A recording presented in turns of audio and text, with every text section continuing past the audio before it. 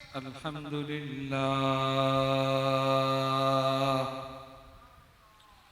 الحمد لله نحمده ونستعينه ونستغفره ونؤمن به ونتوكل عليه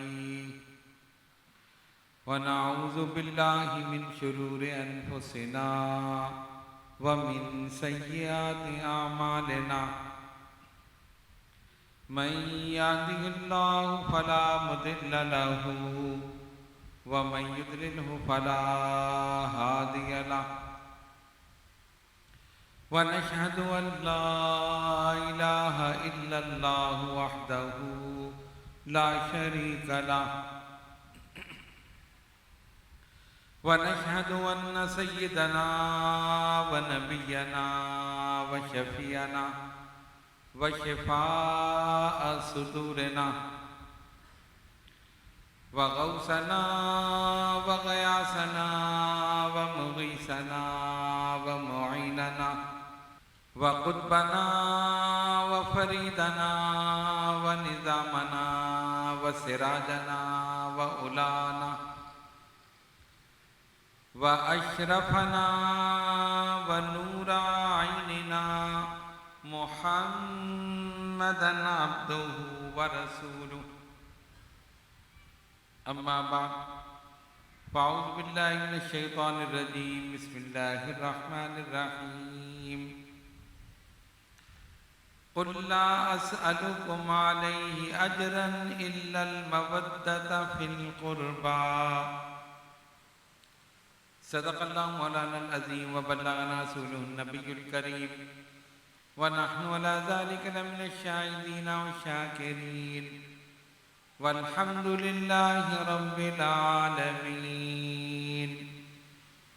بارگاہ رسالت میں درود پاک کا نذرانہ پیش کیجئے۔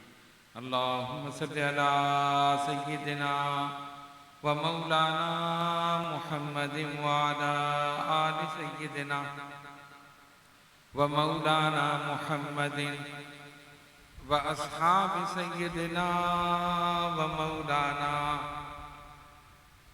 مُحَمَّدٍ وَبَارِكْ وَسَلِّمْ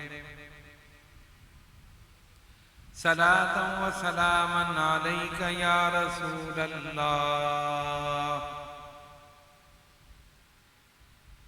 قرآن مجید فرقان حمید کی ایک آیت مبارکہ تلاوت کرنے کا شرف حاصل کیا۔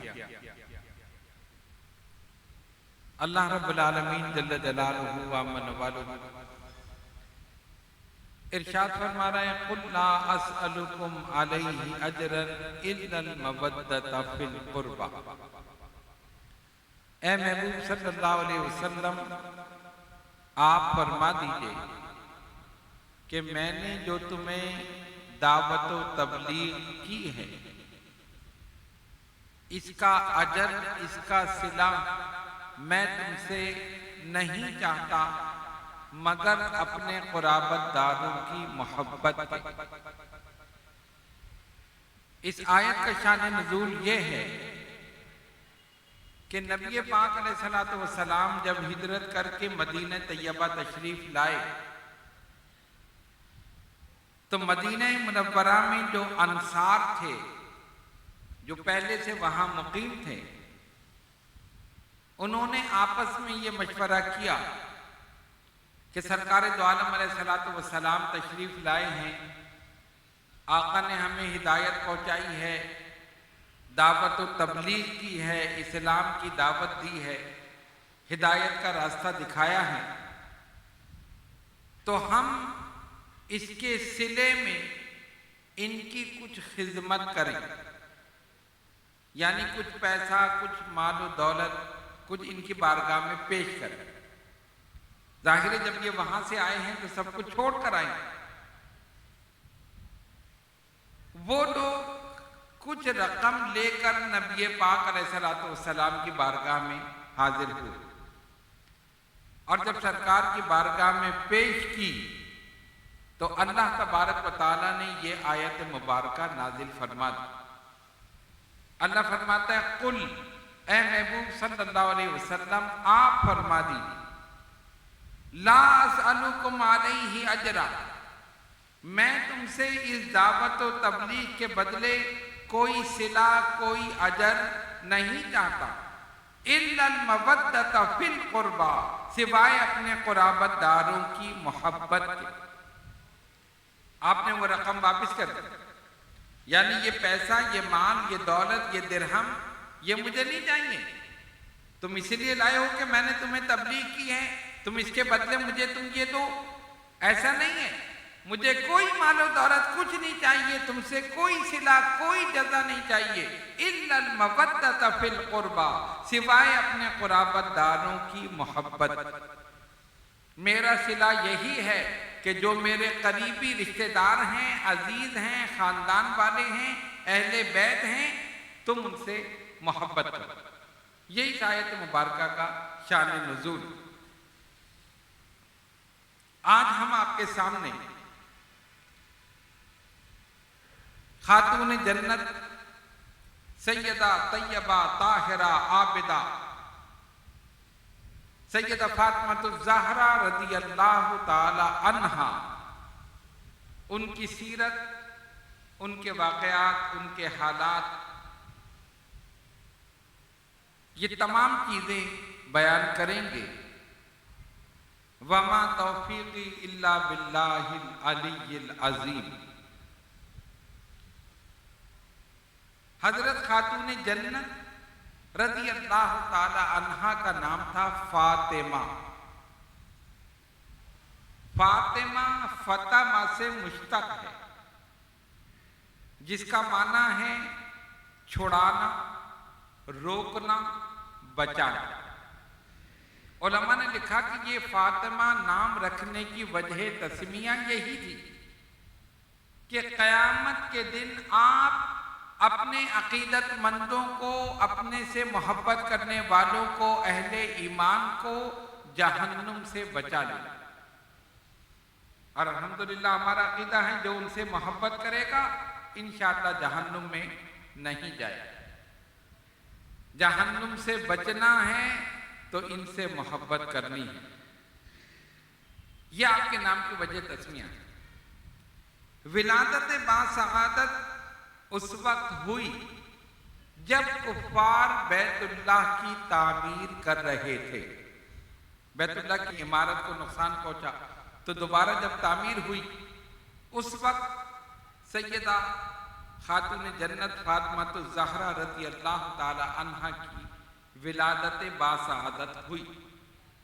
نبی پاک علیہ السلام کی بہت سی احادیث آپ کے سلسلے میں کتب احادیث میں موجود ہیں جو ہم آپ کے سامنے پیش کر رہے ہیں، جس سے یہ اندازہ ہوگا کہ سیدہ کائنات کا مقام اور مرتبہ کیا تھا۔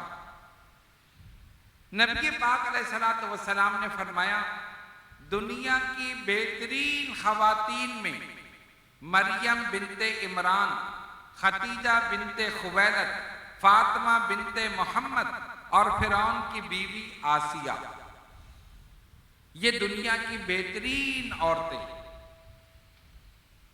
دوسری حدیث میں سرکار نے فرمایا فاطمہ میرے جگر کا ٹکڑا ہے،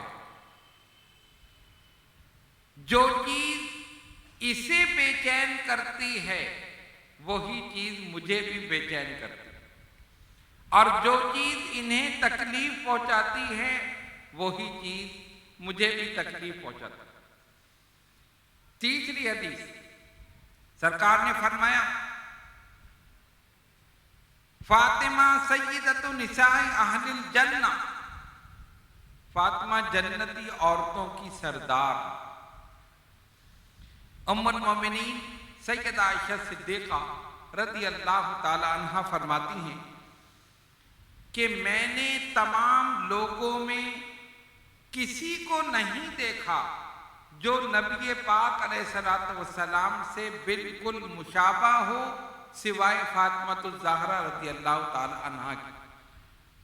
اور دوسری جگہ فرماتی ہیں چلنے میں، پھرنے میں، اٹھنے میں، بیٹھنے میں، نشست و برخاست میں، گفتگو کرنے میں بالکل حضور علیہ الصلوۃ والسلام کے مشابہ تھی حضرت فاطمہ الزہرا رضی اللہ تعالی عنہ۔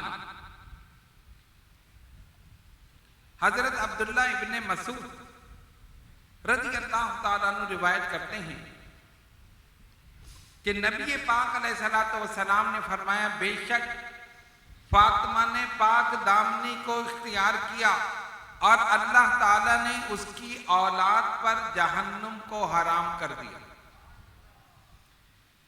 حضرت انس بن مالک رضی اللہ تعالیٰ عنہ فرماتے ہیں میں نے اپنی والدہ سے سیدہ کے متعلق پوچھا، انہوں نے جواب دیا کانت کالقمر لیلۃ البدر، سیدہ 14ویں رات کے چاند سے زیادہ خوبصورت، جو چاند چمکتا ہے اس سے زیادہ ان کا چہرہ چمکتا تھا، اتنی حسین و جمیل تھی۔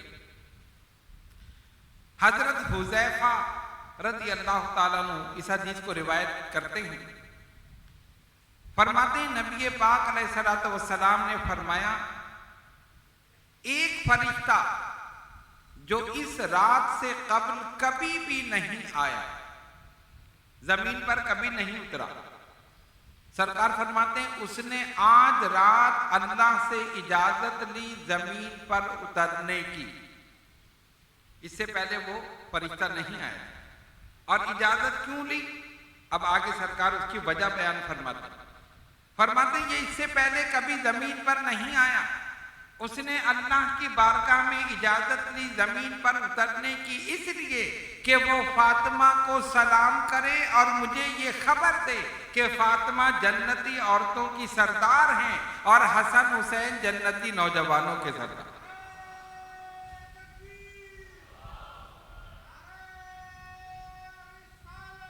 یا رسول یا علی، مجھے خبر دے کہ فاطمہ جنتی عورتوں کی سردار ہیں اور حسن حسین جنتی نوجوانوں کے سردار ہیں۔ سرکار نے فرمایا الحسن والحسین سید شباب اہل الجنہ، حسن اور حسین جنتی نوجوانوں کے سردار ہیں۔ اب آپ ذرا سا غور کیجئے، حضرت علی سے فرمایا یا علی انت سید العرب، علی تو تمام عرب کا سردار۔ حضرت فاطمہ سے فرمایا یا فاطمہ انت سیدۃ نساء العالمین و سیدۃ نساء الجنہ، فاطمہ تو تمام عالمین کی عورتوں کی اور جنت کی عورتوں کی سردار۔ حسن حسین سے فرمایا الحسن والحسین سید شباب اہل الجنہ، حسن اور حسین جنتی نوجوانوں کے سردار۔ اب ذرا سا غور کرو، اچھا اور اپنے لیے فرمایا انا سید ولد آدم، میں تمام اولاد آدم کا سردار۔ اور ایک اور مقام پر فرمایا انا سید المرسلین، انا خاتم المرسلین ولا فخر، میں رسولوں کا سردار ہوں، قائد ہوں، مگر یہ بات فخر و غرور سے نہیں کہتا، یعنی مجھے اس بات پر فخر نہیں کہ میں رسولوں کا سردار ہوں یا قائد ہوں، ارے رسولوں کے لیے فخر کی بات ہے مجھ جیسا قائد انہیں ملا۔ اب غور کرو، ان کا مقام دیکھو، ان کا مقدر دیکھو، ماں جنتی عورتوں کی سردار، باپ تمام عرب کا سردار، نانا سارے نبیوں کے سردار اور خود جنتی نوجوانوں کے سردار۔ تو اصل سرداری تو ان کے گھر کی، اصل سرداری ان کے گھر کی ہے، ان سے بڑا سردار اور کون؟ اب آئیے آگے دیکھیں، حضرت مسعور بن مخزمہ رضی اللہ تعالیٰ عنہ روایت کرتے ہیں نبی پاک علیہ الصلوۃ والسلام نے فرمایا فاطمہ میرے جگر کا ٹکڑا ہے، جس نے اسے ناراض کیا اس نے مجھے ناراض کیا۔ حضرت علی شیر خدا رضی اللہ تعالیٰ عنہ اس حدیث کو روایت کرتے ہیں، فرماتے ہیں سرکار نے فرمایا بے شک وہ چیز جو فاطمہ کو تکلیف میں ڈال دے مجھے بھی تکلیف میں ڈال دے۔ اور پھر سیدہ کو مخاطب کرتے ہوئے فرمایا فاطمہ تیری ناراضگی پر رب ناراض ہوتا ہے اور تیری رضا پر رب راضی ہوتا ہے۔ غور کرو، ان کا مقام دیکھو، وہ کسی سے ناراض ہو جائیں تو رب اس سے ناراض ہو جائے، وہ کسی سے راضی ہو جائیں رب اس سے راضی ہو جائے۔ اس حدیث کو امام حاکم اور طبرانی نے روایت کیا۔ ام المومنین سیدہ عائشہ صدیقہ رضی اللہ تعالی عنہ فرماتی کہ ایک دن نبی پاک علیہ السلام نے اپنی شہزادی کو اپنے قریب بلایا، ان کے کان میں کچھ کہا۔ ظاہر کان میں جب بات ہو تو دوسرا آدمی نہیں سن سکتا۔ کہتے جیسے ہی یہ معاملہ ہوا تو ہم نے دیکھا کہ شہزادی رونے لگی۔ سرکار نے پھر کچھ دیر کے بعد ان کو اپنے قریب بلایا، پھر ان کے کان میں کچھ کہا تو پھر شہزادی ہنسنے لگی۔ ہمیں یہ بات سمجھ میں نہیں آئی کہ پہلے رونے لگی پھر ہنسنے لگی، لیکن اس کی وجہ خاتون جنت نے نہیں بتائی۔ جب سرکار نے پردہ فرما لیا، ام المومنین فرماتی پھر میں نے پوچھا فاطمہ یہ کیا وجہ تھی؟ حضور علیہ السلام نے تمہیں قریب بلایا، تمہارے کان میں کچھ کہا، تم رونے لگی، کچھ دیر کے بعد دوبارہ قریب بلایا، پھر کچھ کہا، پھر تم ہنسنے لگی، یہ اچانک رونے ہنسنے کی وجہ کیا تھی؟ فرماتی حضرت خاتون جنت رضی اللہ تعالیٰ عنہ نے فرمایا پہلی مرتبہ جب بابا جان نے مجھے قریب بلایا اور میرے کان میں کچھ کہا، اس وقت انہوں نے فرمایا کہ ان قریب میں اس دنیا سے چلا جاؤں گا، تم سے جدا ہو جاؤں۔ انہوں نے اپنے وصال کی خبر دی تو ظاہر ہے اس صدمے سے میں رونے لگی۔ پھر بابا جان نے مجھے پھر قریب بلایا اور میرے کان میں کہا فاطمہ میرے اس دنیا کے جانے کے بعد میرے اہل بیت میں سب سے پہلے تم مجھ سے ملو گی، سب سے پہلے تم مجھ سے ملو گی۔ یہ سن کر میں ہنسنے لگی۔ گویا یہ اشارہ بھی تھا کہ میرے اہل بیت میں جس کا انتقال میرے وصال کے بعد ہوگا وہ تم ہو۔ یہ نبی پاک علیہ السلام نے اس وقت سیدہ خاتون جنت رضی اللہ تعالی عنہا کو بتا دیا۔ حضرت بریدہ رضی اللہ تعالیٰ عنہ روایت کرتے ہیں کہ نبی پاک علیہ السلام کو عورتوں میں سب سے زیادہ محبت اپنی صاحبزادی خاتون جنت رضی اللہ تعالیٰ عنہ سے، اور ان سے پوچھا مردوں میں، کہا ان کے شوہر علی سے رضی اللہ تعالیٰ عنہ۔ ام المومنین حضرت عائشہ صدیقہ رضی اللہ تعالیٰ عنہ اس حدیث کو روایت کرتی ہیں، فرماتی ہیں حضور پر نور صلی اللہ علیہ وسلم نے فرمایا فاطمہ کیا تو اس بات پر راضی نہیں کہ تو تمام عالمین کی عورتوں کی اور جنت کی عورتوں کی سردار ہو؟ حضرت زید بن ارقم رضی اللہ تعالیٰ عنہ فرماتے ہیں حضور پر نور صلی اللہ علیہ وسلم نے حضرت علی، حضرت فاطمہ، امام حسن، امام حسین رضی اللہ تعالی عنہم ان سے فرمایا جس سے تمہاری جنگ اس سے میری جنگ، جس سے تمہاری صلح اس سے میری صلح۔ یہ تمام احادیث اس بات پر شاہد ہیں کہ نبی پاک علیہ السلام اپنے اہل بیت میں سیدہ فاطمہ الزہرا رضی اللہ تعالی عنہا، ان کی اولاد یعنی اپنے نواسوں حسنین کریمین، ان سب سے بے حد محبت فرماتے تھے۔ حضور کے اہل بیت کون ہیں؟ کچھ لوگ یہ کہتے ہیں کہ صرف حضرت علی، حضرت فاطمہ، امام حسن، امام حسین رضی اللہ تعالیٰ عنہ یہ اہل بیت ہیں، ان کے علاوہ وہ کسی کو اہل بیت میں شامل نہیں کرتے۔ اور کچھ یہ کہتے ہیں کہ ازواج مطہرات یہ اہل بیت ہیں، وہ بقیہ کو شامل نہیں کرتے۔ حالانکہ صحیح عقیدہ اور صحیح مذہب کیا ہے؟ حضرت علی رضی اللہ تعالیٰ عنہ بلا شبہ اہل بیت میں، حضرت فاطمہ اہل بیت میں، امام حسن اہل بیت میں، امام حسین اہل بیت میں، جتنی ازواج مطہرات وہ سب اہل بیت میں، حضرت جعفر، حضرت حمزہ، حضرت عباس، یہ سب اہل بیت میں شامل ہیں، داخل ہیں۔ اور وہ دلیل کیا پیش کرتے؟ سرکار نے صرف ان کو چادر اڑھائی۔ حضور علیہ السلام تشریف فرماتے نا، ایک چادر اوڑھے ہوئے، خاتون جنت آئیں، سرکار نے ان کو چادر میں لے لیا، یعنی ان کے اوپر چادر ڈالا۔ امام حسن حسین آئے، ان کو بھی چادر میں لے لیا۔ حضرت علی آئے، ان کو بھی چادر میں لے لیا۔ پھر سرکار نے دعا کی، اللہم ہؤلاء اہل بیتی ویطہرہم تطہیرا، اے اللہ یہ میرے اہل بیت ہے، انہیں پاک کر دے، ایسا پاک کر دے جیسا کہ پاک کرنے کا حق۔ انہوں نے کہا دیکھو حضور علیہ السلام نے ازواج مطہرات کو تو کہا نہیں کہ یہ میرے اہل بیت۔ سرکار نے تو حضرت علی کو چادر میں لیا، حضرت فاطمہ کو چادر میں لیا، امام حسن حسین ان کو چادر میں لیا، اور پھر دعا بھی فرمائی، اللہم ہؤلاء اہل بیتی ویطہرہم تطہیرا، مولا یہ میرے اہل بیت ہیں، ان کو پاک کر دے جیسا کہ پاک کرنے کا حق ہے۔ ہم نے کہا سنو، امہات المومنین کو چادر میں نہیں لیا، کیوں؟ وجہ کیا تھی؟ وجہ یہ تھی کہ وہ تو پہلے ہی اہل بیت میں داخل تھے، ان کو داخل کرنے کی ضرورت ہی نہیں۔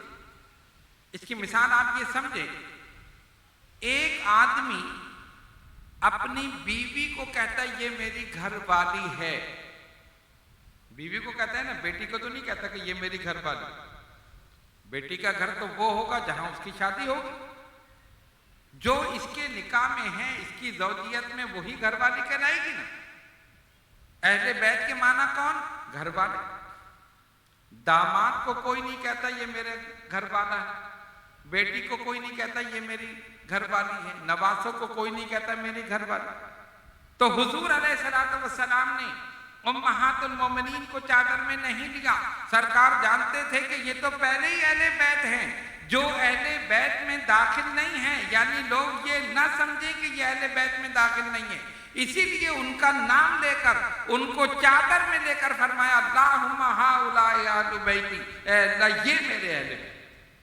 تو سرکار یہ بتانا چاہتے تھے یہ بھی میرے اہل بیت میں شامل ہیں، ان کو خارج نہ سمجھنا۔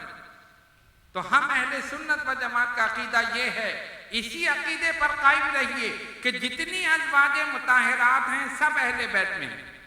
حضرت علی، حضرت فاطمہ، امام حسن، امام حسین، حضرت جعفر، حضرت حمزہ، حضرت عباس، یہ سب اہل بیت میں شامل ہیں۔ ان سب کا ادب، احترام کرنا اور ان سے محبت کرنا ہر مسلمان پر لازم ہے، واجب ہے، ضروری۔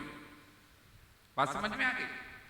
اب آئیے آگے چلتے، ذکر ہو رہا تھا سیدہ خاتون جنت فاطمہ الزہرا رضی اللہ تعالی عنہا کا۔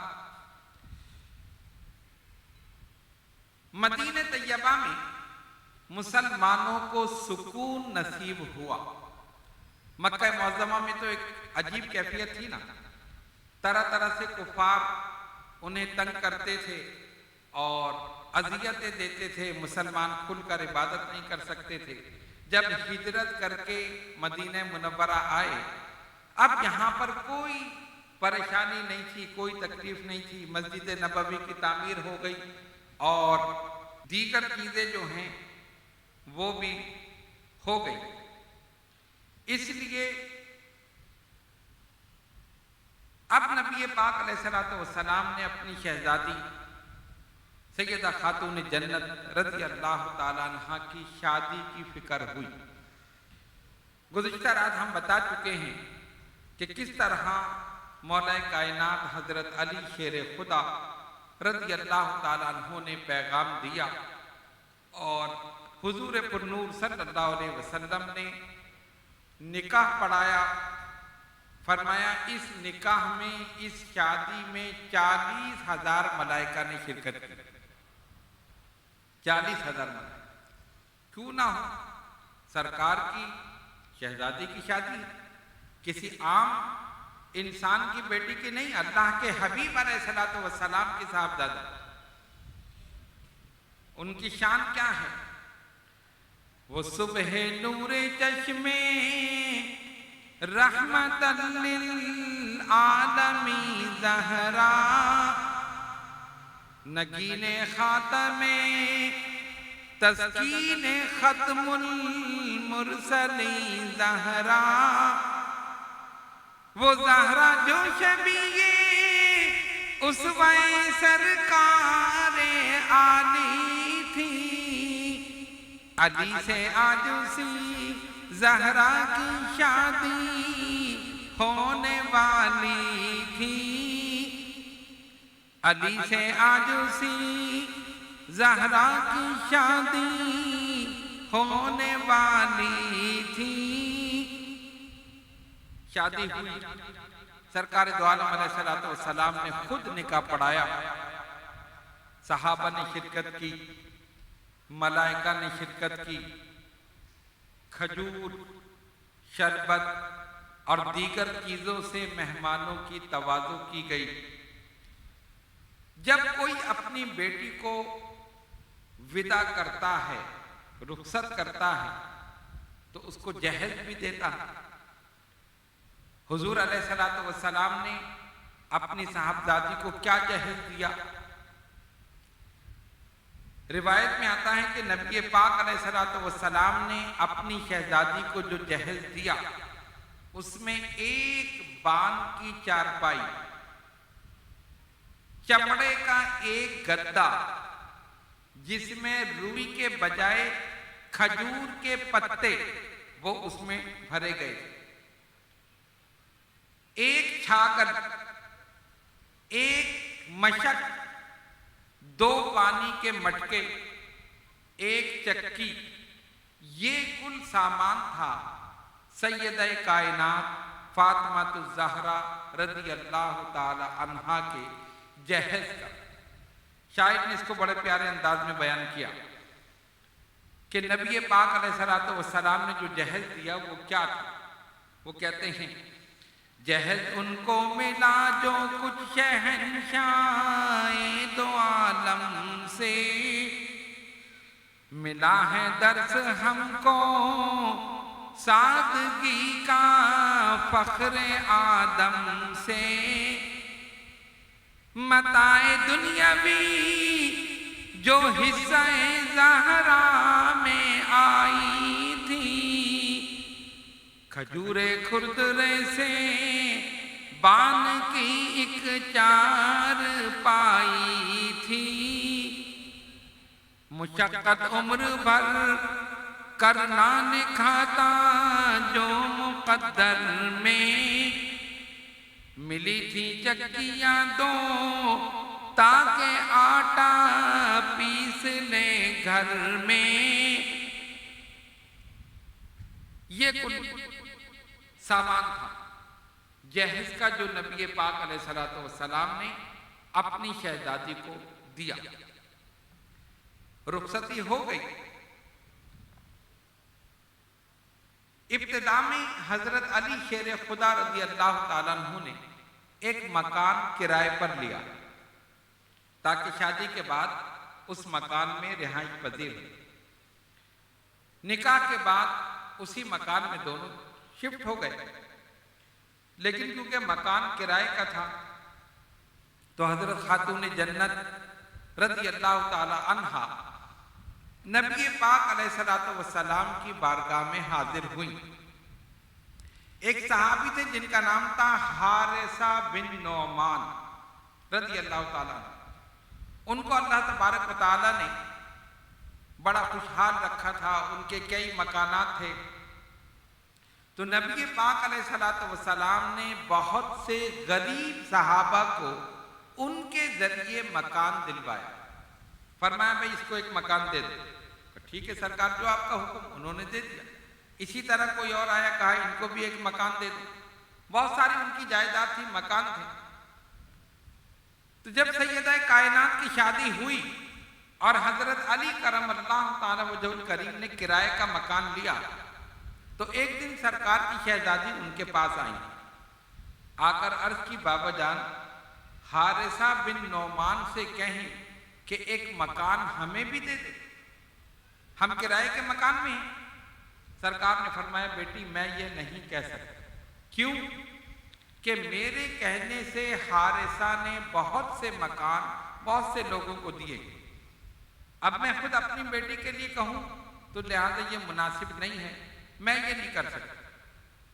شہزادی چلی گئی خاموش ہو کر، لیکن اس بات کی اطلاع حضرت حارثہ بن نعمان رضی اللہ تعالیٰ عنہ کو ہو گئی۔ وہ فوراً سرکار کی بارگاہ میں حاضر ہوئے اور آ کر عرض کی یا رسول اللہ صلی اللہ علیہ وسلم فدا کا امی و آبی، حضور ہمارے ماں باپ قربان۔ سرکار جب اوروں کے لیے میں کر سکتا ہوں تو آپ کی شہزادی، یہ کیسے ممکن ہے؟ یہ کیسے ممکن ہے؟ نہیں نہیں یہ نہیں ہو سکتا، میری طرف سے ان کے لیے بھی مکان۔ سرکار نے فرمایا تھا نا کہ میں اپنی بیٹی کے لیے کیسے کہوں، وہ پہلے ہی میری کہنے سے اوروں کو مکان دے چکا، وہ خود تشریف لائیے حضور یہ آپ ہی کے دم سے تو ہے، آپ ہی کی نگاہ کرم سے تو سب کچھ ہے، جب میں غیروں کو میں نے دے دیا آپ کے کہنے سے، اب آپ نہ بھی فرمائیں میری طرف سے یہ تحفے میں قبول فرمائیں۔ اور جب انہوں نے سیدہ کو مکان دیا، آقا دو جہاں صلی اللہ علیہ وسلم نے دست مبارک اٹھا کر ان کے لیے دعا فرمائی۔ جس کے لیے سرکار دست مبارک اٹھا دیں سمجھ لو وہ یہاں بھی کامیاب وہاں بھی کامیاب۔ حضور علیہ الصلوۃ والسلام خوش ہو گئے، شہزادی بھی خوش ہو گئی، اور اسی دن یہ لوگ اس مکان میں منتقل ہو گئے جو حضرت حارثہ بن نعمان رضی اللہ تعالیٰ عنہ نے ان کو دیا تھا تحفے کے طور پر۔ شادی کے بعد سیدہ کی کیفیت کیا تھی؟ اپنے شوہر حضرت علی شیر خدا رضی اللہ تعالیٰ عنہ کی خدمت کرتی تھی اور گھر کے سارے کام خود کرتی تھی، کوئی نوکرانی نہیں تھی، کوئی خادمہ نہیں تھی۔ اور اس زمانے میں چکی چلانا کتنا مشکل کام تھا، چکی پر آٹا پیسا جاتا تھا، آج کل تو گرینڈر موجود ہے نا، کوئی بھی چیز پیسنی ہو آپ نے ڈالا بٹن دبا دیا ہو گیا۔ اس زمانے میں اس چکی میں پیستے تھے تو آٹا بنتا تھا، پھر اس کو گوندا جاتا تھا، پھر روٹی پکائی جاتی تھی۔ یہ ساری مشقت سیدہ کائنات فاطمہ الزہرا رضی اللہ تعالیٰ عنہ خود کرتی تھی، اور کیفیت یہ تھی کہ چکی چلاتی رہتی تھی، تلاوت قرآن کرتی رہتی، کھانا پکاتی رہتی تھی، تلاوت قرآن کرتی رہتی۔ جس کھانے پر پہلے سے تلاوت ہو اس میں برکت نہ ہو تو پھر کہاں؟ سرکار نے فرمایا نا کھانے کے لیے بیٹھو تو بسم اللہ پڑھ لو، بسم اللہ الرحمن الرحیم، شیطان بھگ جائے، اللہ کی برکتیں نازل ہوں گی، رحمتیں نازل ہوں گی۔ تو کھانا کھاتے وقت تو بعد میں رحمتیں نازل ہوں گی، یہاں تو پکاتے وقت ہی تلاوت ہو رہی ہے، چکی چلاتے وقت ہی تلاوت ہو رہی ہے۔ کیا ہماری خواتین ایسا کرتی؟ کیا ہماری خواتین ایسا کرتی؟ نہیں کرتی۔ خواتین بھی سن رہی ہوں، کان میں ایئر فون لگا ہے، موبائل چل رہا ہے، کھانا پک رہا ہے، یہی ہوتا ہے۔ اب نہ جانے اس میں کیا ہے، یا تو کسی سے بات ہو رہی ہے، یا پھر یہ کہ گانے سنے جا رہے ہیں، یا کچھ بھی ہو رہا ہے، اس طرح تو کھانا پک رہا ہے۔ اور جو کھانے کے لیے بیٹھتے وہ بھی بسم اللہ نہیں پڑھتے تو پھر برکت کہاں ہو؟ ہمارے خواتین کو چاہیے خاتون جنت رضی اللہ تعالی عنہا کی سیرت پر عمل کریں۔ حضرت علی فرماتے ہیں میں نے جب بھی دیکھا فاطمہ کو چکی چلا رہی ہیں تب بھی تلاوت کر رہی ہیں، کوئی ہانڈی پکا رہی ہیں، سالن پکا رہی ہیں تب بھی تلاوت، جو ان کی کیفیت۔ اب چکی چلاتے چلاتے ان کے ہاتھوں میں چھالے ہو گئے، تھک جاتی تھی۔ تو ایک دن حضرت علی شیر خدا رضی اللہ تعالیٰ عنہ فرماتے جب میں نے دیکھا کہ ان کے مقدس ہاتھوں میں، نرم اور نازک ہاتھوں میں چھالے پڑ گئے، میں نے کہا فاطمہ آپ ایسا کریں کہ نبی پاک علیہ الصلوۃ والسلام کے پاس جائیں، کچھ غلام اور لونڈی آئے ہیں۔ جب کوئی جنگ ہوتی تھی نا تو جو قیدی آتے تھے انہیں لونڈی غلام بنا لیا جاتا تھا، جو مرد ہوتے تھے وہ غلام، جو عورتیں ہوتی تھی وہ لونڈی۔ تو آپ جا کر اپنے بابا جان سے کہیں ہمیں کوئی لونڈی، غلام، کوئی خادم کوئی ہمیں دے دیں تاکہ وہ چکی چلائے، آپ کا یہ کام کم ہو جائے، گھر کی صفائی کرے، جو بھی کچھ ہے۔ انہوں نے کہا ٹھیک ہے۔ یہ گئی نبی پاک علیہ الصلوۃ والسلام کے پاس، پہلے تو جا کر خاموش رہی، کچھ کہا نہیں، ہمت نہیں ہوئی کہ میں بابا جان سے کچھ کہوں۔ آقا نے پوچھا بیٹی کیسے آئی؟ تب انہوں نے ہمت کر کے کہا بابا جان آپ کے پاس بہت سے قیدی لونڈی غلام بن کر آئے ہیں، تو اگر ہمیں کوئی خادم مل جائے، یعنی کوئی لونڈی غلام مل جائے۔ حضور علیہ الصلوۃ والسلام نے فرمایا بیٹی میں یہ نہیں کر سکتا، صفہ کے چبوترے پر جو میرے اصحاب بیٹھے ہیں وہ بھوکے ہیں، بالکل ان کے پاس کچھ نہیں ہے، ان لونڈی اور غلاموں کو فروخت کیا جائے گا اور اس کا پیسہ ان کو دیا جائے گا، میں تمہیں کوئی لونڈی غلام کوئی خادم نہیں دے سکتا، میں اس سے بہتر چیز تمہیں نہ بتا دوں، لونڈی اور غلام سے بہتر چیز نہ بتاؤں؟ ضرور بتائیے۔ سرکار نے فرمایا فاطمہ سنو، روزانہ 33 مرتبہ سبحان اللہ، 33 مرتبہ الحمدللہ اور 34 مرتبہ اللہ اکبر پڑھ لیا کرو، یہ اس لونڈی اور غلام سے بہتر ہے۔ اسی کو کہتے تسبیح فاطمہ، تسبیح فاطمہ جو سرکار نے بتائی حضرت فاطمہ الزہرا رضی اللہ تعالی عنہا کو۔ تو یہ چاہیے کہ اس تسبیح کو پڑھیں، عورتوں کو چاہیے زیادہ پڑھیں اور مردوں کو بھی چاہیے کہ وہ بھی پڑھیں۔ اب اس بات کو آپ ذرا سا غور کریں، اگر کوئی اور ہوتا تو وہ کہتا یہ کیا بات ہوئی، میں چکی چلاتی رہوں بیٹھی بھی، غلام اور لونڈی ملے گا نہیں اور مجھے پڑھنے کے لیے بتا دی۔ سرکار نے فرمایا یہ اس سے بہتر ہے، جو لونڈی غلام تم مانگ رہی ہو یہ اس سے بہتر ہے، یہ تسبیح میں نے بتا دی، یہ پڑھتی رہو۔ انہوں نے کہا ٹھیک ہے جیسا آپ نے فرمایا، واپس آ گئی، انہوں نے پڑھنا شروع کر دیا۔ نہ خاتون جنت نے کچھ کہا، نہ مولا کائنات حضرت علی شیر خدا رضی اللہ تعالیٰ عنہ نے کچھ کہا۔ اب ہوا کیا، رمضان المبارک کا مہینہ،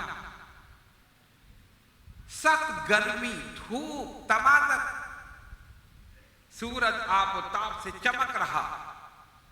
سرکار نے ام ایمن رضی اللہ تعالی عنہا کو بلایا، فرمایا ام ایمن میری بیٹی کے گھر جاؤ اور جا کر اس کی خبر لو وہ کس حال میں۔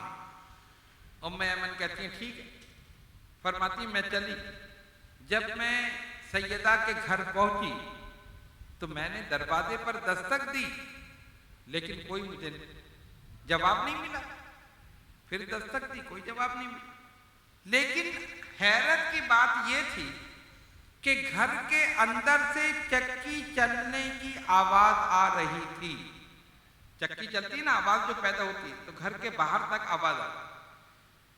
دوسرے امام حسن جو بالکل کم سن تھے ان کا جھولا جھول رہا تھا، اس جھولے کی آواز بھی آ رہی تھی۔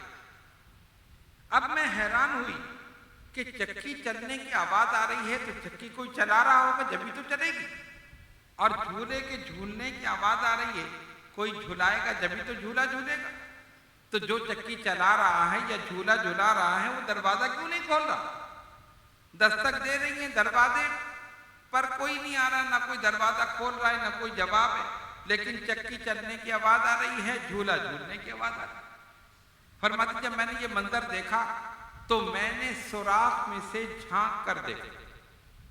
جب میں نے سوراخ میں سے جھانک کر دیکھا تو عجیب و غریب منظر میں نے دیکھا۔ ام ایمن فرماتی میں نے کیا دیکھا کہ چکی خود بخود چل رہی تھی، چلانے والا نظر نہیں آ رہا تھا۔ امام حسن کا جھولا جھول رہا تھا، جھلانے والا نظر نہیں آ رہا۔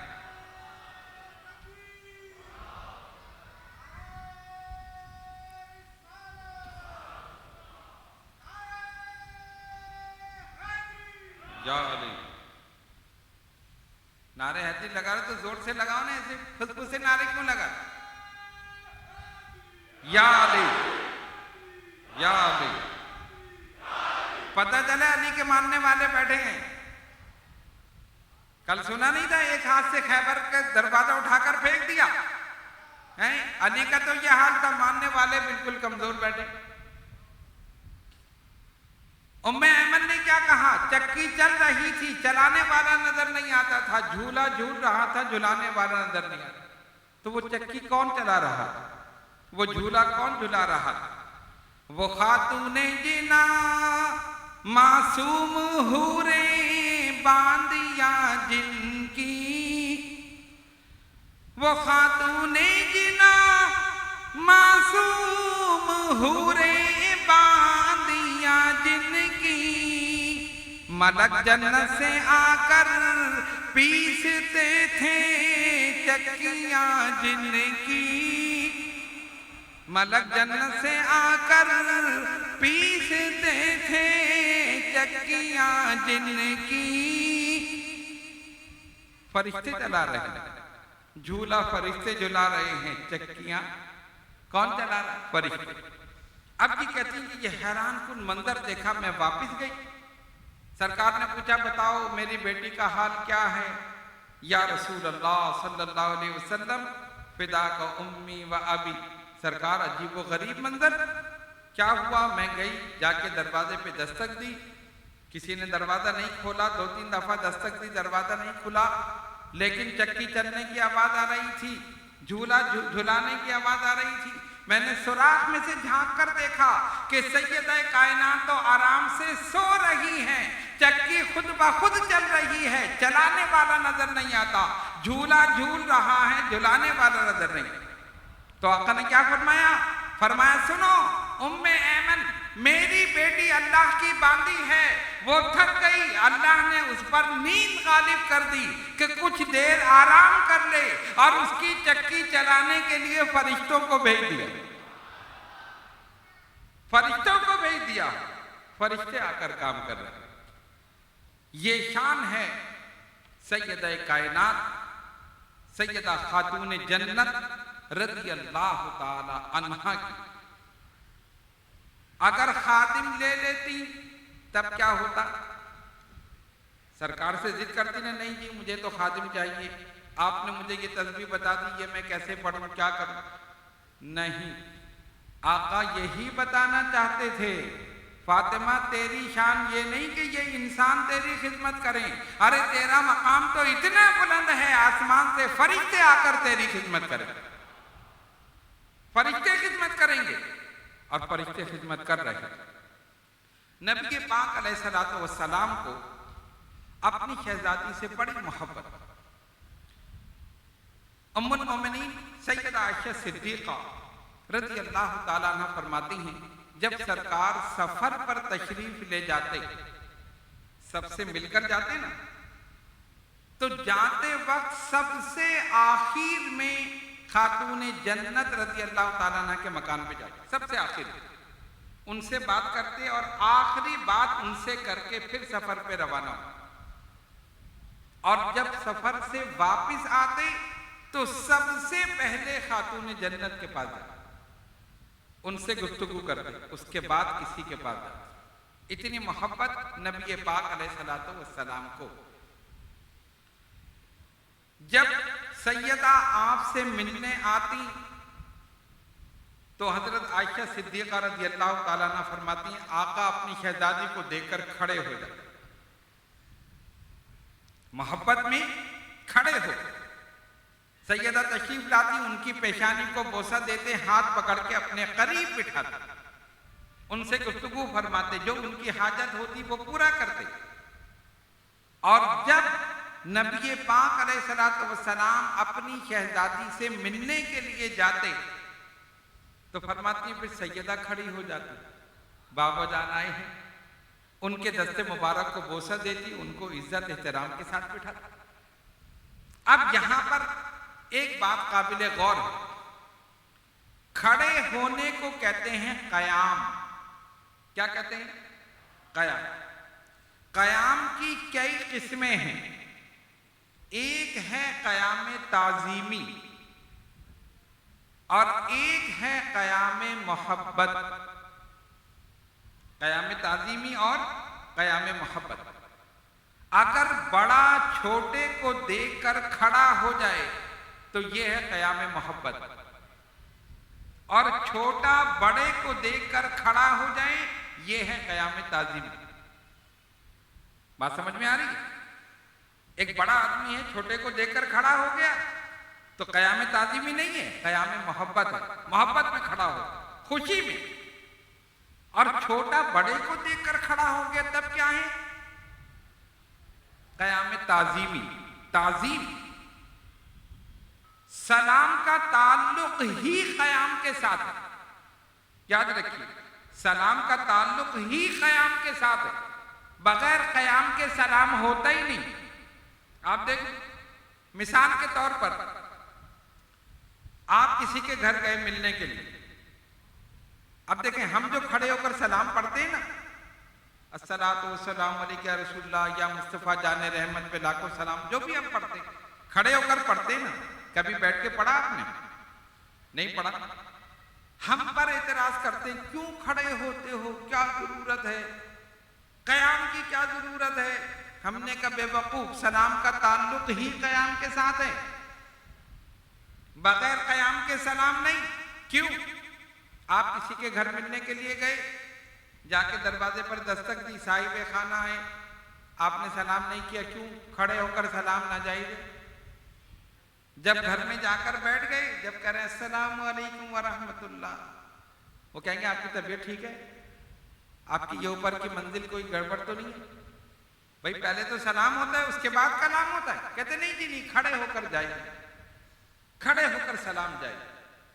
کبھی آپ نے ایسا کیا؟ جیسے ہی کسی کو دیکھا فوراً کیا کہتے ہیں؟ السلام علیکم ورحمۃ اللہ وبرکاتہ. ٹھیک ہے نا؟ کھڑے ہو جاتے فوراً. ایسا نہیں کہ گھر میں لے آ کے بٹھا دیا اس کے بعد سلام کر رہے ہیں، یا خود کسی کے گھر میں گئے تب جا کے بیٹھ گئے پھر سلام کیا. کبھی ایسا نہیں.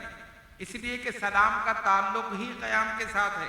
ذرا سا غور کرو، جب ہم ایک دوسرے کو بیٹھ کر سلام نہیں کرتے تو شہنشاہ کون و مکان کو بیٹھ کر، غور کرنے کی بات ہے نا، ہم ایک دوسرے کو بیٹھ کر نہیں کرتے تو جو شہنشاہ کون و مکان ہیں ان کو بیٹھ کر کیسے سلام؟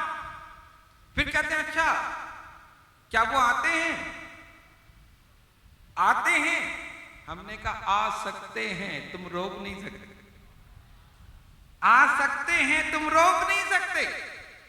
تم کیوں کھڑے ہو گئے؟ ہم نے کہا ہم تو اس لیے کھڑے ہو گئے، یہ محفل ہے ہی حضور کی، یہ حضور کی محفل ہے، ہم نے محفل سجا دی. آخر میں باادب ہو کر کھڑے ہو گئے، یا رسول اللہ ہم تو احترام میں کھڑے ہو گئے، اگر آپ تشریف لے آئیں آپ کی مہربانی ہے، آپ کا کرم ہے، آپ کی نعمت، ہم نے تو انتظام کر دیا، ہم تو باادب کھڑے ہو گئے، اگر تشریف لے آئیں تو مہربانی.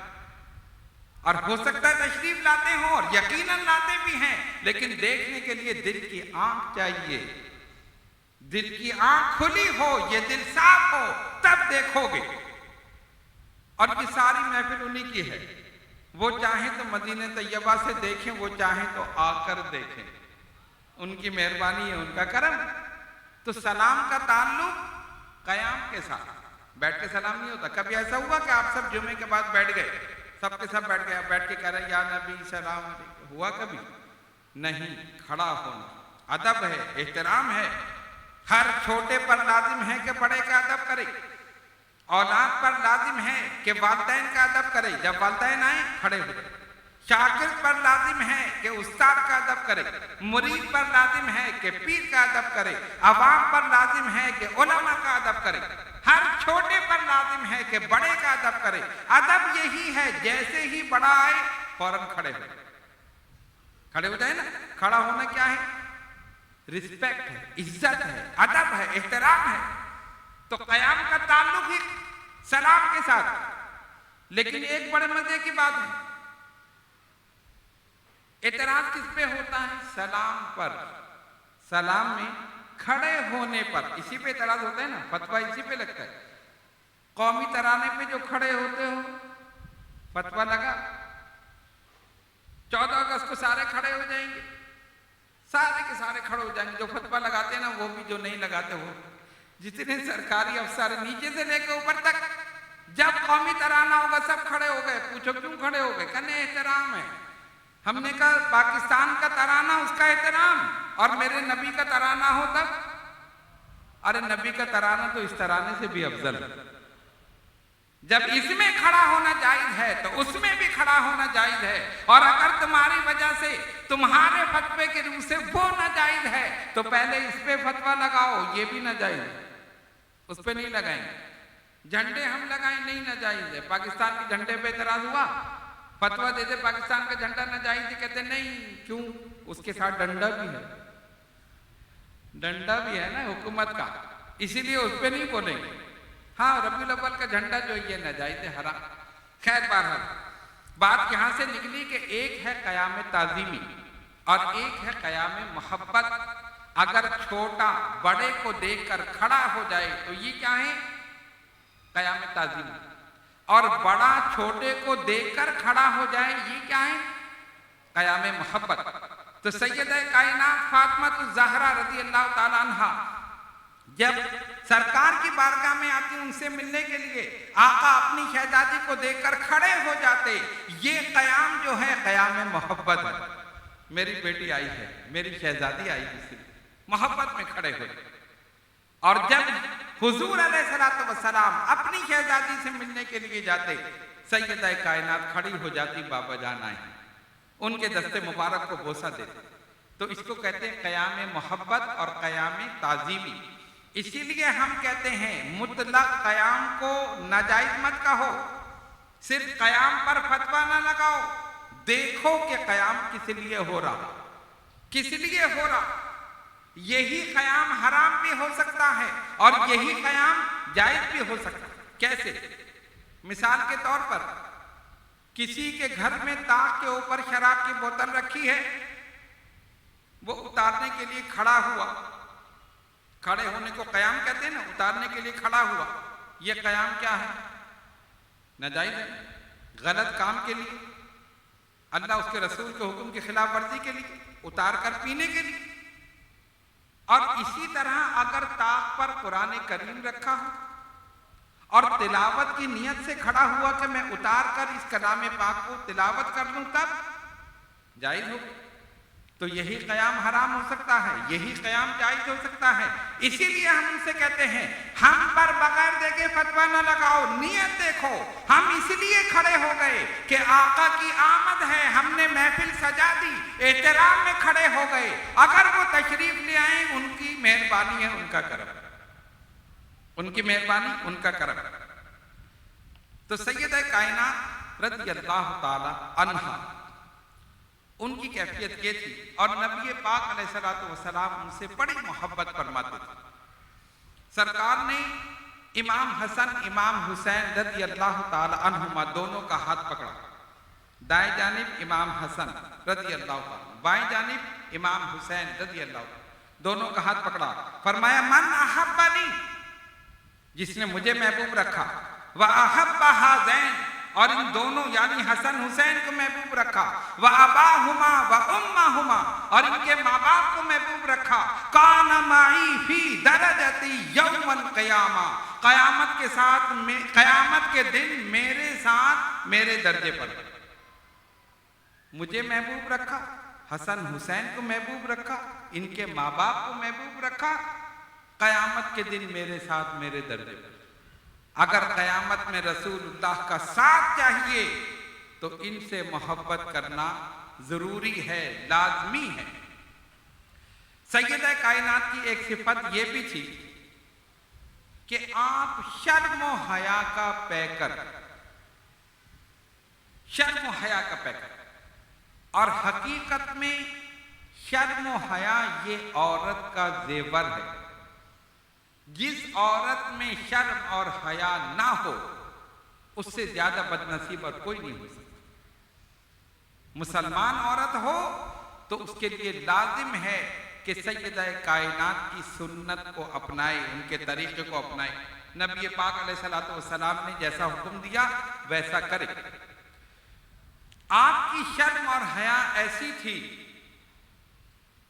کہ حضرت علی شیر خدا رضی اللہ تعالیٰ عنہ فرماتے ہیں اس شرم و حیا کا لحاظ قیامت میں خالق کائنات بھی رکھے گا۔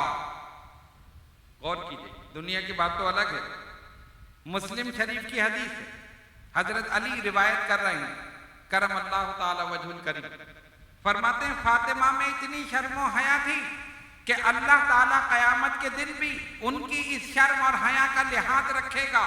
کس طرح کہ جب سب پل صراط سے گزر رہے ہوں، پل صراط سے گزریں گے نا، جب پل صراط سے سب گزر رہے ہوں گے اور سیدہ کائنات کی باری آئے گی کہ وہ گزریں، حضرت علی فرماتے ہیں نبی پاک علیہ السلام نے فرمایا ایک منادی ندا کرے گا اے اہل محشر اپنی نگاہوں کو جھکا لو، رسول اللہ کی شہزادی پل صراط سے گزر رہی۔ تو حضرت علی فرماتے ہیں قیامت کے دن اللہ تبارک و تعالیٰ اس شرم و حیا کا بھی لحاظ رکھے گا اور سیدہ کائنات تیزی کے ساتھ پل صراط سے گزر جائے گی۔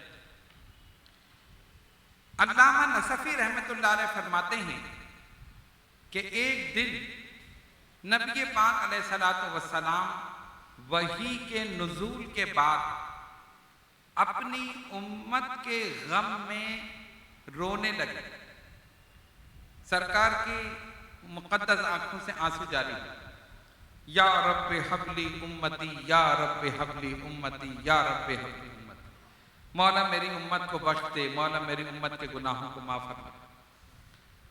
اس کے بعد سرکار دو عالم علیہ السلام کھڑے ہوئے اور ایک جانب چلے گئے، کسی کو نہیں پتا کہ کس طرف گئے۔ صحابہ نے دیکھا حضور پرنور علیہ السلام ایک سمت چلے گئے، ایک دوسرے سے پوچھا کہ کس طرف، کہا ہمیں تو نہیں پتا۔ اب یہ تلاش میں نکلے، ادھر دیکھا ادھر دیکھا، لیکن ڈھونڈنے میں دشواری نہیں ہوئی۔ کیوں؟ کیفیت یہ تھی کہ آقا جدھر سے گزر جاتے تھے گلیاں خوشبو سے معطر ہو جاتی، خوشبو کو سونگتے سونگتے آقا تک پہنچ گئے۔ جب وہاں پہنچے تو دیکھا کہ نبی پاک علیہ السلام سجدے کی کیفیت اور دعا کر رہے ہیں الہ العالمین میری امت کے گناہوں کو معاف کر دے۔ صدیق اکبر رضی اللہ تعالیٰ عنہ حاضر ہوئے، یا رسول اللہ صلی اللہ علیہ وسلم سجدے سے سر اٹھائیے۔ سرکار نے سجدے سے سر نہیں اٹھایا۔ پھر ایک اور صحابی آگے بڑھے، پھر دوسرے صحابی آگے بڑھے، آقا نے سجدے سے سر نہیں اٹھایا۔ ایک ہی بات ان کے مقدس لبوں پر، یا اللہ میری گناہگار امت کو معاف فرما دے، یا اللہ میری گناہگار امت کے گناہوں کو بخش۔ انہوں نے کہا اب کیا کریں؟ چلو شہزادی رسول سیدہ خاتون جنت فاطمہ الزہرا رضی اللہ تعالی عنہا کو لے کر آئے۔ حضرت سلمان فارسی رضی اللہ تعالیٰ عنہ کو بھیجا، وہ گئے، پوری کیفیت سیدہ کو بتائی۔ آپ نے سر سے پیر تک چادر اوڑھی، اپنے جسم مبارک کو اس چادر میں چھپایا اور ان کے ساتھ اس مقام پر آئیں جہاں پر نبی پاک علیہ السلام سجدے کی حالت میں اپنی گناہگار امت کے لیے رو رہے تھے، گڑ گڑا رہے تھے، مغفرت کی دعائیں فرما رہے ہیں۔ انہوں نے آگے بڑھ کے کہا بابا جان سجدے سے سر اٹھائیے۔ سرکار نے سجدے سے سر نہیں اٹھایا۔ عرض کیا بابا جان فاطمہ نے جتنی عبادت کی ہے، جتنی چکیاں پیسی ہیں، جتنی ریاضت کی ہے، سب آپ کی امت پہ قربان، سجدے سے سر اٹھائیے ورنہ فاطمہ سجدے میں سر رکھے گی اور عرش کے پائے کو ہلا دے گی۔ حضور علیہ السلام نے سجدے سے سر اٹھایا۔ فاطمہ الزہرا رضی اللہ تعالی عنہا نے اللہ کی بارگاہ میں رو کر گڑگڑا کر دعا کی، مولا بابا جان کی امت کو بخش دے، اس گناہگار امت کے گناہوں کو معاف فرما دے۔ اللہ تبارک و تعالیٰ نے جبریل امین کو بھیجا، اے نبی صلی اللہ علیہ وسلم اللہ فرماتا ہے فاطمہ سے کہیں امت کے ساتھ وہی سلوک ہوگا جو فاطمہ چاہے۔ یہ شان ہے فاطمہ الزہرا رضی اللہ تعالیٰ عنہ کی۔ اسی لیے کسی نے لکھا وہ نور العین وہ لختے دل محبوب ربانی، وہ فخر ہاجرہ آسیہ وہ مریم ثانی، وہ جن کا ایک سجدہ ضامن آفو خطا کارا، وہ جن کی جنبش لب شافع جرم و گناہگارا، وہ جن کی جنبش لب شافع جرم و گناہگارا، وہ شبیدار وہ صرف رکوع سجدوں پہ ہم، وہ جن کی ذات پہ نازا حضور رحمت عالم،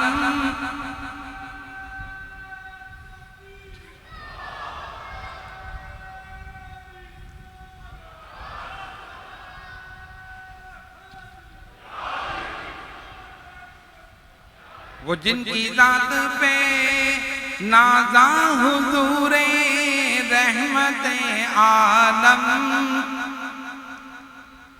سیدہ خاتون جنت فاطمہ الزہرا رضی اللہ تعالی عنہا عبادت نہایت ذوق اور شوق کے ساتھ کرتی تھی، کثرت کے ساتھ روزے رکھتی تھی، رات میں نوافل پڑھتی تھی، دن میں تلاوت قرآن کرتی تھی، آپ کے شب و روز اسی میں گزرتے، کھانا پکا رہی ہیں تو تلاوت قرآن ہے، چکی پیس رہی ہیں تو تلاوت قرآن ہے، اور کوئی کام کر رہی ہیں تو تلاوت قرآن ہے، رات ہوئی تو نوافل ہے، تہجد ہے، پھر فجر ہے، پھر تلاوت قرآن ہے، 24 گھنٹے اسی میں گزر جاتا ہے۔ صائم الدہر اور قائم اللیل، دن میں روزہ رکھنے والی اور رات میں جاگ کر عبادت کرنے والی، اور آپ کی ایک صفت تھی کہ نہایت سخی تھی اور نہایت رحم دل، کسی کو تکلیف میں دیکھتی، کسی کو پریشانی میں دیکھتی، فوراً کوشش کرتی کہ میں اس کی پریشانی کو دور کر دوں، کسی کو کچھ ضرورت ہوتی تو اپنے پاس سے عطا کر دیتی، کسی کو کھانے کی ضرورت ہو، پینے کی ضرورت ہو، کوئی بھی دنیا کی ضرورت ہو، فوراً آپ اپنے پاس اس کی ضرورت پوری کر دیا کرتے۔ ایک مرتبہ قبیلہ بنو سلیم، اس کا ایک شخص مسلمان ہوا، سرکار کی بارگاہ میں آیا، کلمہ پڑھ کے مسلمان ہو گیا۔ جب اس نے اسلام قبول کر لیا تو نبی پاک علیہ السلام نے اس سے پوچھا تمہاری مالی حالت کیا ہے، کیفیت کیا ہے؟ عرض کیا یا رسول اللہ صلی اللہ علیہ وسلم، اس قبیلے کے 3000 لوگوں میں صرف میں ہی وہ ہوں جو سب سے زیادہ غریب، سب سے زیادہ مفلس، میرے پاس کچھ نہیں۔ سرکار نے فرمایا اچھا۔ حضور علیہ السلام نے فرمایا کون ہے جو اس کی مالی اعانت کرے، مدد کرے؟ حضرت سعد بن عبادہ رضی اللہ تعالیٰ عنہ کھڑے ہوئے، یا رسول اللہ صلی اللہ علیہ وسلم، میرے پاس ایک اونٹ ہے، میں وہ اونٹ اس کو دیتا ہوں۔ آقا نے فرمایا ٹھیک ہے۔ اب دوبارہ پھر اعلان فرمایا کون ہے جو اس کو کھانا کھلائے؟ بھوکا تھا، اس کے پاس کھانے کے لیے بھی کوئی چیز نہیں تھی۔ حضرت سلمان فارسی رضی اللہ تعالیٰ عنہ کھڑے ہو، سرکار نے فرمایا لے جاؤ۔ انہوں نے اس کا ہاتھ پکڑا اور لے کر چلے۔ ایک صحابی کے گھر گئے، ان سے پوچھا، انہوں نے کہا جی ہمارے گھر میں کھانے کی کوئی چیز نہیں۔ دوسرے کے پاس گئے، تیسرے کے پاس گئے، تینوں جگہ سے یہی جواب ملا۔ ہوتے ہوتے پہنچے سیدہ خاتون جنت رضی اللہ تعالیٰ عنہا کے گھر، دروازے پہ دستک دی، آپ نے پوچھا کون؟ کہا سلمان فارسی، سرکار کا غلام۔ کیسے آئے؟ انہوں نے پورا ماجرا بیان کیا کہ یہ نو مسلم ہے، اس نے اسلام قبول کیا ہے۔ سرکار نے اعلان فرمایا تھا، ایک صاحب نے اونٹ دے دیا، پھر اس کو کھانے کی ضرورت تھی، میں کھڑا ہو گیا لیکن کھانا کہیں سے نہیں ملا۔ آپ سرکار کے اہل بیت ہیں، ان کی اولاد ہیں، کچھ کھانا اس کے لیے دے دی، کوئی بھی چیز ہو کھانے کی آپ عطا فرما دیں، میں اس کو کھلا دوں۔ وہاں سے جواب ملا، سلمان آج تیسرا روز ہے ہمیں فاقہ کرتے ہوئے۔ غور کیجئے، دونوں جہاں کے شہنشاہ کی شہزادی 3 دن ہو گئے ایک لقمہ منہ میں نہیں۔ سلمان آج تیسرا دن ہے ہمیں اور ہمارے بچوں کو فاقہ کرتے ہوئے، کوئی کھانے کی چیز نہیں ہے ہمارے پاس۔ انہوں نے کہا اچھا، جب یہ جانے لگے تو کہا نہیں ٹھہرو، ہمارے دروازے سے کوئی خالی نہیں گیا ہے۔ پھر اب یہ سوچنے لگے کہ پہلے تو انہوں نے کہا کھانے کی کوئی چیز نہیں، اب یہ کیا دیں گی؟ اندر سے سیدہ نے اپنی چادر دی، کہا یہ میری چادر لے جاؤ، یہاں پر شمعون نامی یہودی رہتا ہے، اس کو دے دو، اس چادر کو گروی رکھ کر جو کچھ پیسہ ملے اس سے کھانا لے لو یا گیہوں خرید لو، میں اس کو پیس کر روٹی بنا دوں گی، اس کو کھلا دو۔ ان کا اچھا، سیدہ کی چادر لی، چلے شمعون یہودی کے پاس پہنچے۔ وہ ذرا پیسے والا آدمی تھا، اس کو جا کر حال بتایا، کہا یہ چادر تم رکھ لو، اس کے بدلے کچھ پیسہ ہمیں دے دو۔ اس نے کہا پہلے یہ بتاؤ چادر کس کی ہے؟ انہوں نے کہا چادر ہمارے نبی صلی اللہ علیہ وسلم کی شہزادی سیدہ فاطمہ الزہرا رضی اللہ تعالیٰ عنہ کی۔ انہوں نے کھانا نہیں دیا، کہا 3 دن ہو گئے ان کے گھر میں فاقے ہو رہے، لیکن انہوں نے کہا جو ہمارے در پر آئے ہم خالی نہیں بیچتے، یہ چادر دے دیں۔ شمعون یہودی نے سنا، اس کی آنکھوں سے آنسو جاری ہو گئے۔ کچھ دیر وہ سوچتا رہا، اس نے کہا سلمان خدا کی قسم یہ وہی لوگ ہیں جن کا ذکر توریت میں اللہ نے کیا، اور اسی وقت کلمہ پڑھ کے مسلمان ہو گیا، اسی وقت کلمہ پڑھ کے مسلمان ہو گیا۔ پھر اس نے بہت سا گیہوں دیا، جاؤ یہ لے جاؤ۔ حضرت سلمان فارسی رضی اللہ تعالیٰ عنہ لے کر آئے، سیدہ نے چکی میں ڈال کر پیس کر آٹا بنایا، آٹا گوندا، روٹیاں تیار کی، کہا سلمان جاؤ اس نو مسلم کو کھلا دو۔ فرماتے میں نے عرض کی کہ کچھ آپ اپنے بچوں کے لیے، شہزادوں کے لیے رکھ لیں، کہا نہیں یہ ہمارے لیے جائز نہیں، جس کے لیے ہے یہ اسی کو پہنچا۔ یہ شان ہے اہل بیت اطہار کی، 3 دن سے فاقے سے ہیں، خود روٹیاں تیار کی ہیں۔ غور کرو، جو 3 دن سے جس نے کچھ نہ کھایا ہو وہ اگر 1-2 لقمے کھا لے تو کیا حرج تھا، لیکن کہا نہیں یہ ہمارے لیے جائز نہیں، جس کے لیے آیا ہے اسی کو دیا جائے گا۔ سب روٹیاں خود تیار کی، جا کر اس نو مسلم کو کھلا دیا۔ فرماتے میں وہ لے کر آیا، سرکار دو عالم علیہ السلام تشریف فرما تھے، اس نو مسلم کو دیا، اس نے پیٹ بھر کے کھانا کھایا۔ میں نے سارا ماجرا آقا دو جہاں صلی اللہ علیہ وسلم کو سنایا، سرکار کی مبارک آنکھوں سے آنسو جاری۔ حضور علیہ السلام تشریف لائیں، خاتون جنت کے سر پر ہاتھ رکھا، پھر اپنے دستے مبارک اٹھائے، مولا میری بیٹی سے راضی ہو جا، مولا فاطمہ سے تو راضی ہو جا۔ یہ شان ہے سیدہ کائنات فاطمہ الزہرا رضی اللہ تعالی عنہا کی۔ کبھی کسی نے کوئی تکلیف پہنچائی اسے معاف کر دیا، کسی نے کوئی اذیت پہنچائی اسے معاف کر دیا، کسی کی وجہ سے کوئی پریشانی ہوئی اسے معاف کر دیا، کبھی کسی سے بدلہ نہیں لیا کہ اس نے اس وقت مجھے پریشان کیا تھا اب میں اسے پریشان کروں، یا اس نے تکلیف دی تھی میں اسے تکلیف دوں، جو بھی آیا اسے معاف کرتی رہی۔ کیوں؟ اس لیے کہ اس کی شہزادی تھی جس کا وتیرہ ہی یہی تھا کہ سب کو معاف کر دیا جائے، ان کی شان ہی یہی تھی کہ سب کو معاف کر دیا جائے۔ اس سلسلے میں ایک واقعہ ذہن میں آتا ہے، سلطان محمود غزنوی اپنے دربار میں بیٹھا تھا، اس نے کہا میں حضرت خضر علیہ السلام سے ملنا چاہتا ہوں۔ حضرت خضر علیہ السلام جانتے ہیں نا وہ حیات ہیں، کوئی ہے ایسا جو میری ان سے ملاقات کرا دے؟ پورے دربار میں سناٹا چھا گیا۔ ایک آدمی کھڑا ہوا، اس نے کہا بادشاہ سلامت میں یہ کام کر سکتا۔ اچھا تم میری ملاقات حضرت خضر علیہ السلام سے کرا سکتے ہو؟ ہاں جی ہاں میں کرا سکتا ہوں۔ کراؤ پھر۔ کہا نہیں، ایک مسئلہ ہے۔ کیا؟ ملاقات کرانے کے لیے مجھے ایک چلہ کرنا پڑے گا۔ کہ چلہ کرنا پڑے گا؟ ہاں، اور وہ بھی 1 سال کا ہوگا۔ 1 سال تک میں پڑھائی کروں گا، ایک کونے میں بیٹھ کر پڑھوں گا، جو بھی عمل کروں گا۔ 1 سال کے بعد آپ کی ملاقات حضرت خضر علیہ السلام سے ہو جائے گی۔ انہوں نے کہا اچھا ہو جائے گی؟ ہاں ہو جائے گی، کرو پھر۔ کہا لیکن حضرت مسئلہ یہ ہے بادشاہ سلامت کہ جب میں پڑھوں گا تو ظاہر ہے میں کوئی کماؤں گا تو نہیں، کوئی کام تو نہیں کروں گا۔ اب کام نہیں کروں گا تو بیوی بچے کہاں سے کھائیں گے؟ اگر آپ شاہی خزانے سے 1 سال تک میرے گھر کا خرچہ اٹھا لیں تو آپ کے لیے میں ایک جگہ بیٹھ کر پڑھائی کر لوں گا۔ 1 سال کے بعد آپ کی ملاقات حضرت خضر علیہ السلام سے ہو جائے۔ بادشاہ نے دیکھا اچھا ٹھیک ہے چلو صحیح کر دے، جاؤ 1 سال تک ان کو بھائی شاہی خزانے سے دے دینا، راشن کپڑا جو بھی یہ چاہیں 1 سال تک۔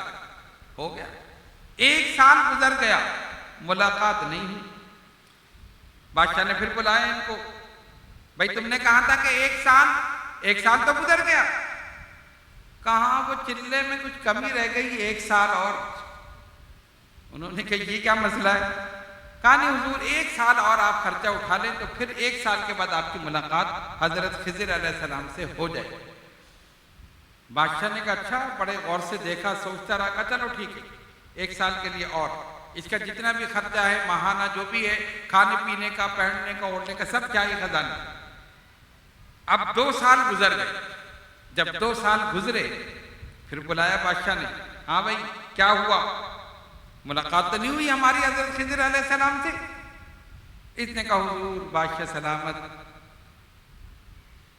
میں آپ سے کیا عرض کروں، میں بڑا شرمندہ ہوں۔ ان کا ہوا کیا؟ کوئی پڑھائی میں کمی رہ گئی، کچھ ہو گیا؟ ہماری تو ملاقات ہوئی نہیں، 2 سال تک ہم نے خرچہ بھی اٹھا لیا، سب کچھ ہو گیا۔ کہا حضور اصل میں صحیح بات آپ کو بتاؤں، یہ سب میں نے جھوٹ کہا تھا۔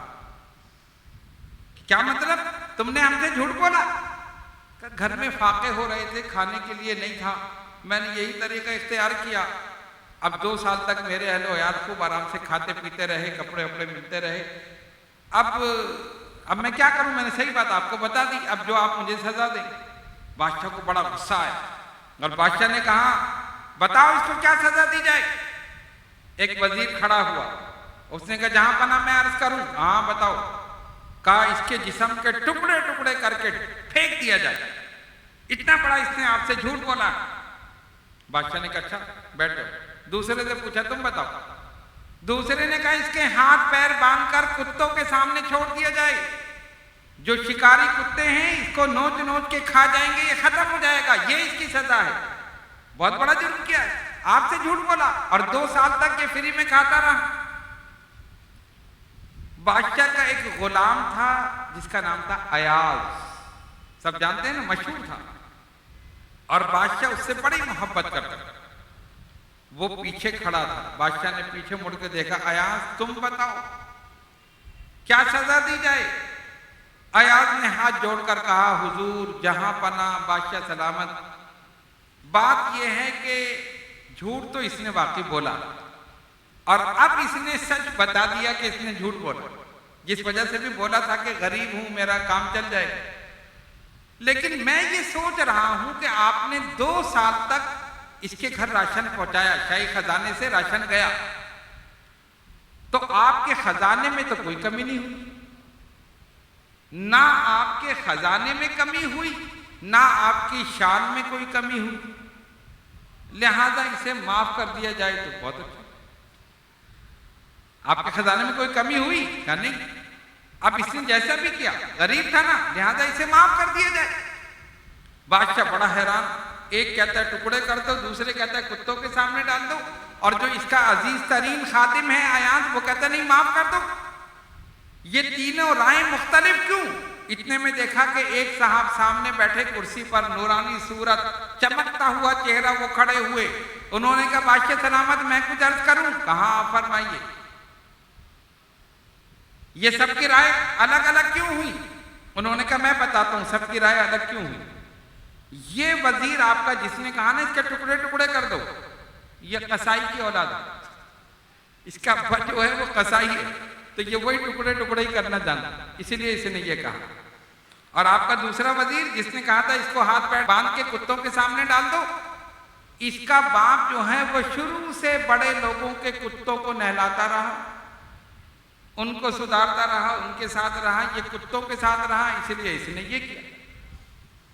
اور یہ جو آپ کا غلام ہے ایاز جس نے کہا ہے معاف کر دیں، یہ سید ہے، ان کے گھرانے کا کام ہی معاف کرنا۔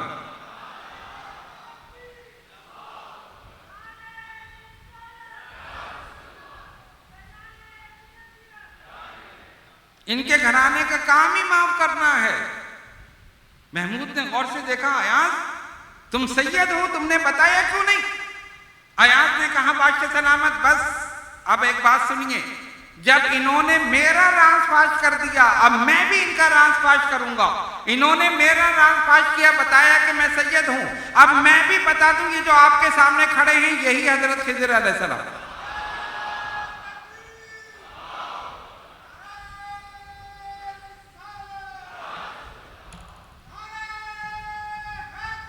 یا علی، یہی حضرت خضر علیہ السلام ہے۔ تو اس طرح اس کی ملاقات ہو گئی۔ تو اس گھرانے کا کام ہی معاف کر دینا ہے۔ سیدہ کی شان یہی تھی، جس نے تکلیف دی اسے معاف کر دیا، جس نے اذیت پہنچائی اسے معاف کر دیا، جس کی وجہ سے کوئی پریشانی ہوئی اسے معاف کر دیا، سب کو معاف کر دیا، ان کا کام ہی معاف کرنا۔ اور اللہ تبارک و تعالیٰ نے ان کو ہر قسم کی آلودگی سے، ہر قسم کی خرابی سے بالکل پاک اور صاف کر دیا۔ اسی لیے امام اہل سنت نے فرمایا ان کی پاکی کا خدائے پاک کرتا ہے بیان، ان کی پاکی کا خدائے پاک کرتا ہے بیان، آیے تطہیر سے ظاہر ہے شان اہل بیت، آیے تطہیر سے ظاہر ہے شان اہل بیت۔ اللہ فرماتا ہے انما یرید اللہ لیذہب عنکم الرجس اہل البیت ویطہرکم تطہیرا۔ بے شک اللہ تعالیٰ یہ ارادہ رکھتا ہے اے نبی صلی اللہ علیہ وسلم کے گھر والوں کہ تمہیں ہر قسم کی آلودگی سے، گندگی سے پاک کر دے، ایسا پاک کر دے جیسا کہ پاک کرنے کا حق۔ غور کرو، جسے خالق کائنات پاک کرنا چاہے کیا وہ ناپاک رہ سکتا ہے؟ نہیں۔ اللہ تبارک و تعالیٰ نے واقعی ان کو پاک کر دیا، صاف کر دیا، اور وہ اب اس مقام پر ہیں جس محفل میں ذکر ہو جائے وہ محفل بھی پاک ہو جائے، جو ان کا ذکر کر لے وہ بھی پاک ہو۔ سیدہ خاتون جنت رضی اللہ تعالی عنہا کو اپنے والد نبی پاک علیہ السلام سے بے حد محبت تھی۔ جب سرکار کا وصال ہوا آپ روضہ اطہر پر تشریف لے گئی، مٹی اٹھائی، اپنی آنکھوں پر رکھی اور کہا اے لوگوں اگر کسی کو یہ خوشبودار مٹی مل جائے تو اسے پھر کسی چیز کی ضرورت نہیں۔ اسی طرح کے غمزدہ جملے آپ نے کہے، اور حضور علیہ السلام کے وصال کے بعد زیادہ عرصے حیات نہیں رہے۔ سرکار نے پہلے بھی فرما دیا تھا، جو روایت ہم نے ام المومنین سیدہ عائشہ صدیقہ رضی اللہ تعالیٰ عنہ سے بیان کی ہے کہ سرکار نے پہلے بلایا، ان کے کان میں کچھ کہا تو وہ رونے لگی، دوبارہ بلایا کان میں کہا تو وہ ہنسنے لگی۔ تو نبی پاک علیہ السلام نے پہلی مرتبہ اپنے وصال کی خبر سنائی تھی، اور دوسری مرتبہ فرمایا تھا فاطمہ میرے اہل بیت میں سب سے پہلے تم مجھ سے ملو۔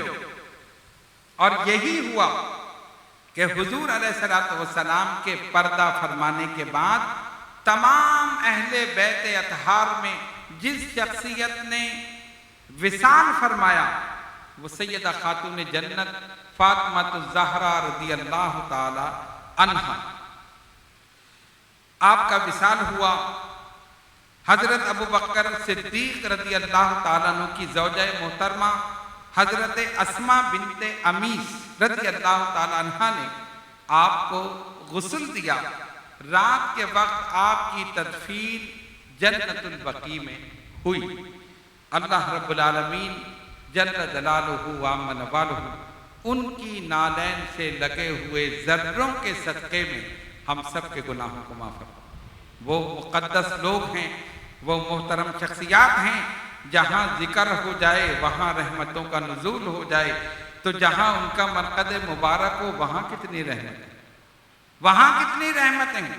وہ خود جنتی عورتوں کی سردار، ان کے شہزادے جنتی نوجوانوں کے سردار، ان کے شوہر تمام عرب کے سردار، ان کے والد سارے نبیوں کے سردار. اصل سرداری تو ان کے گھر کی، اصل سرداری ان کے گھر کی ہے.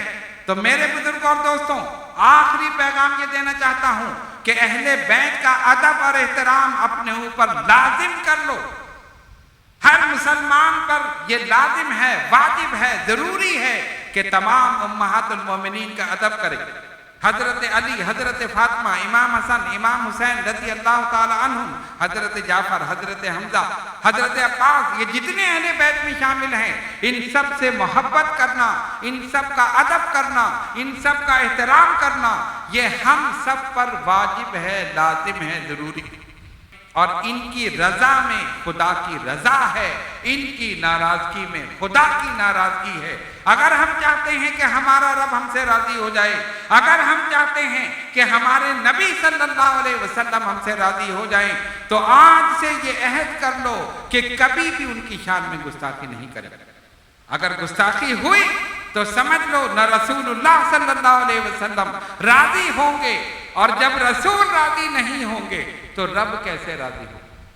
اگر رب کی رضا چاہیے، اگر اس کے حبیب علیہ الصلوۃ والسلام کی رضا چاہیے، تو پھر ان اہل بیت اطہار سے محبت کرنی ہے، ان کا ادب کرنا ہے، احترام کرنا ہے، اور ان کے نقش قدم پر چلنا ہے. اسی میں فلاح ہے، اسی میں نجات ہے، اسی میں کامیابی ہے. اللہ رب العالمین ہم سب کو ان کی نالین سے لگے ہوئے ذروں کے صدقے میں ہم سب کے گناہوں کو معاف فرمائے. وآخر دعوانا ان الحمدللہ رب العالمین.